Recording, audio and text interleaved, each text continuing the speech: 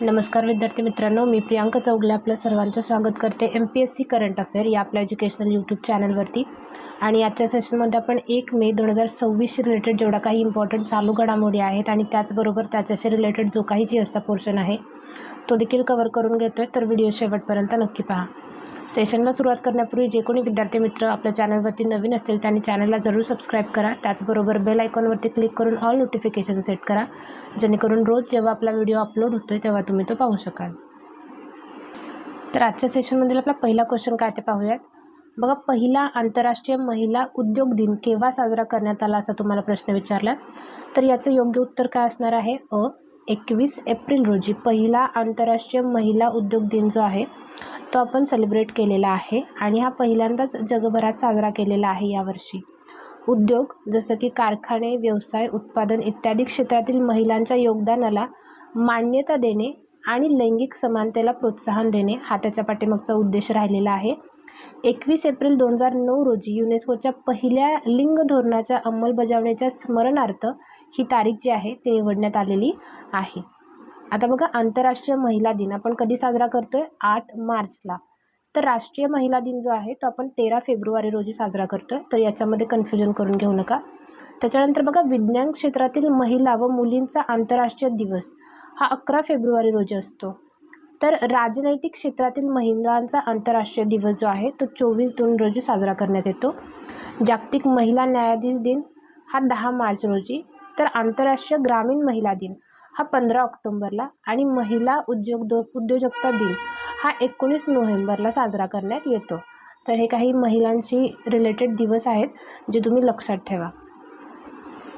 आपला next question बघा, मेहर बाबा स्पर्धा 3 अलीकडेच कोणी सुरू केली आहे असा तुम्हाला प्रश्न विचारला, तर याचं योग्य उत्तर काय असणार आहे? भारतीय हवाई दलाने ही मेहर बाबा स्पर्धा 3 जी आहे ते आयोजित केलेली आहे आणि ही याची 3री आवृत्ती आहे, ज्यामध्ये कंपन्या, स्टार्टअप्स, महाविद्यालये आणि संशोधन संस्था नवीन तंत्रज्ञान जे आहे ते विकसित करण्यासाठी सहभागी होतील। आता भारतीय दल बघा, स्थापना 8 ऑक्टोबर 1932ला झालेली आहे रॉयल इंडियन एअरफोर्स म्हणून, आणि स्वातंत्र्यानंतर 26 जानेवारी 1950 रोजी त्याचे भारतीय हवाई दलात रूपांतर झालेले आहे। सध्याचे प्रमुख अमरप्रीत सिंग आहेत आणि हवाई दल दिन आपण कधी साजरा करतोय? 8 ऑक्टोबर रोजी आपण साजरा करतोय। आपला नेक्स्ट क्वेश्चन बघा, हिमाद्री स्पेशालिटी केमिकलने भारतातील पहिला एनोड मटेरियल प्लांट कोठे कार्यान्वित केला आहे असा तुम्हाला प्रश्न विचारला आहे, तर याचं योग्य उत्तर असणार आहे पश्चिम बंगाल या ठिकाणी हे कार्यान्वित झालेलं आहे।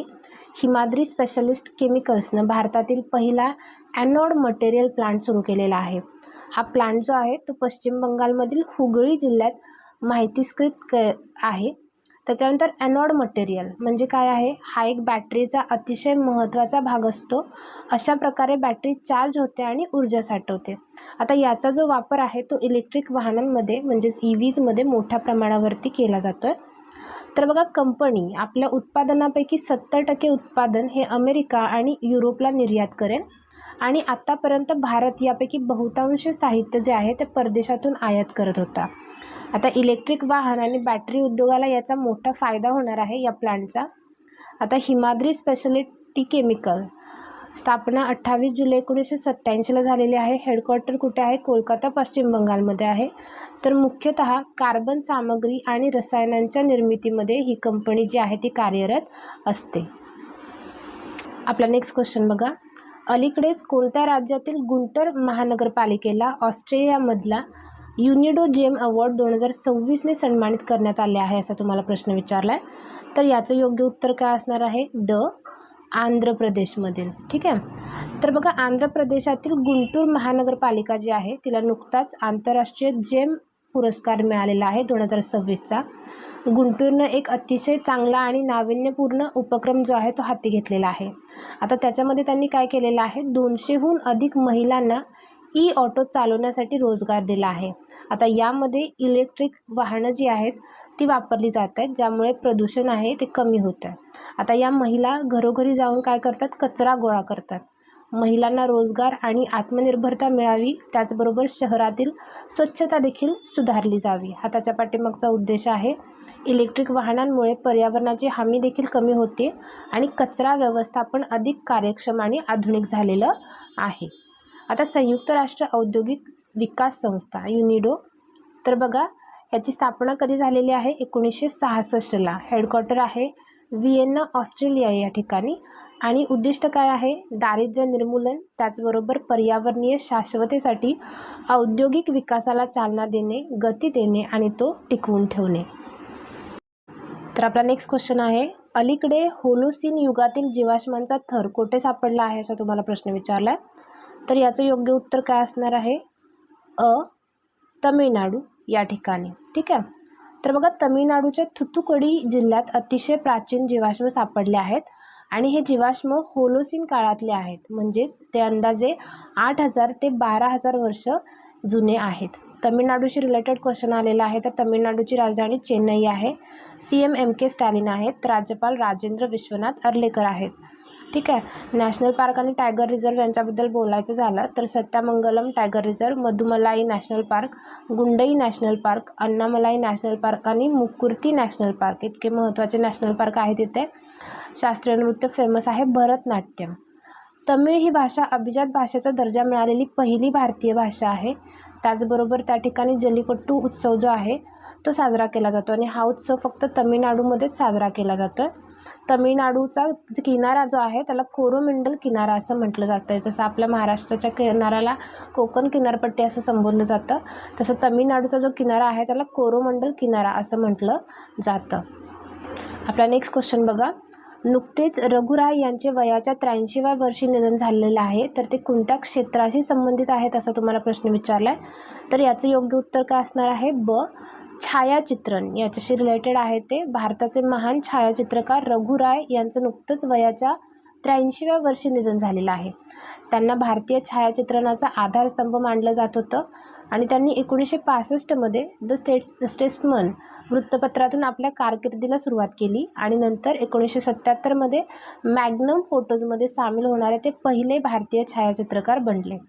भोपाळ गॅस दुर्घटना जी झालेली होती 1984मध्ये, या ठिकाणी प्रभावी छायाचित्रणामुळे त्यांना विशेष ओळख निर्माण झालेली आहे आणि भारत सरकारने त्यांच्या असाधारण योगदानाबद्दल त्यांना 1992 साली पद्मश्री पुरस्काराने सन्मानित केलेलं होतं.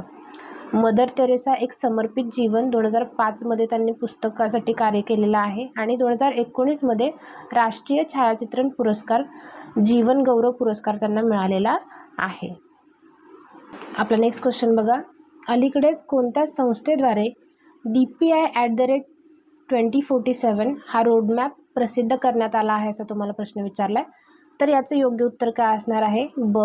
नीती आयोगाद्वारे हा प्रसिद्ध करण्यात आलेला आहे.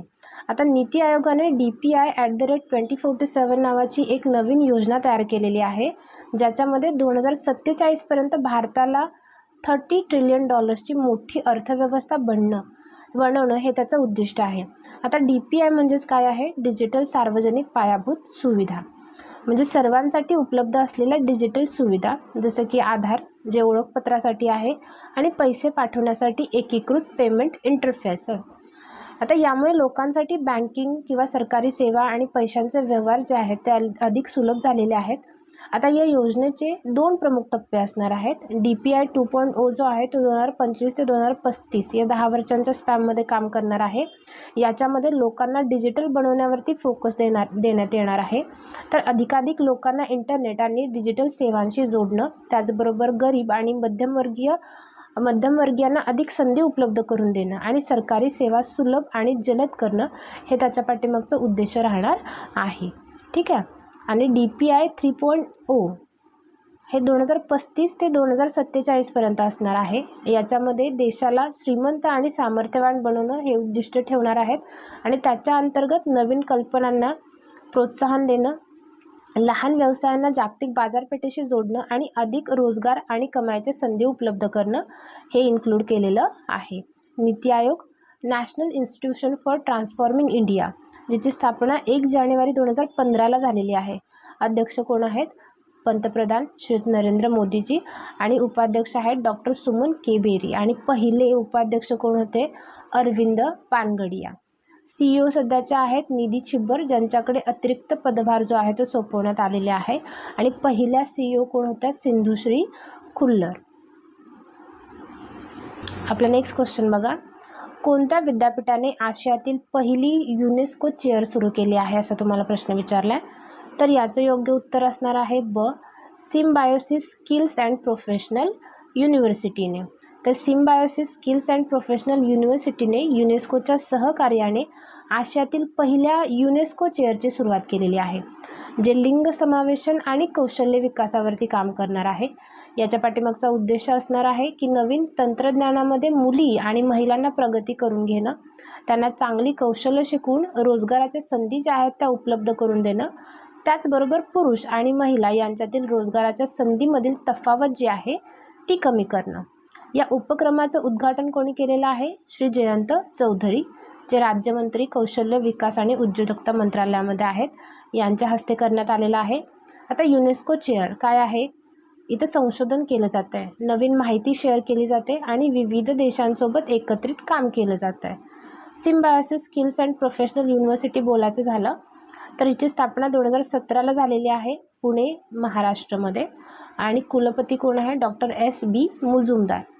आता हा उपक्रम जो आहे तो महिलांना तंत्रज्ञान आणि भविष्यातील नोकऱ्यांसाठी तयार करण्याच्या दिशेने एक मोठं पाऊल उचललेलं आहे. आणि यामुळे भारतातील महिलांना अधिक संधी मिळतील, त्याचबरोबर लैंगिक समानता देखील कमी होईल. ठीक आहे. तर आजचं आपलं लेक्चर इथे संपत आहे. आय होप लेक्चर तुम्हाला आवडलं असेल. लेक्चर तुम्हाला युजफुल वाटत असतील, आवडत असतील तर व्हिडिओला एक लाईक नक्की करत चला. व्हिडिओ फ्रेंड्ससोबत देखील शेअर करा, जेणेकरून त्यांना देखील याचा फायदा होईल आणि मी देखील जास्तीत जास्त लोकांपर्यंत पोहोचू शकेल. व्हिडिओ पूर्ण पाहिल्याबद्दल धन्यवाद.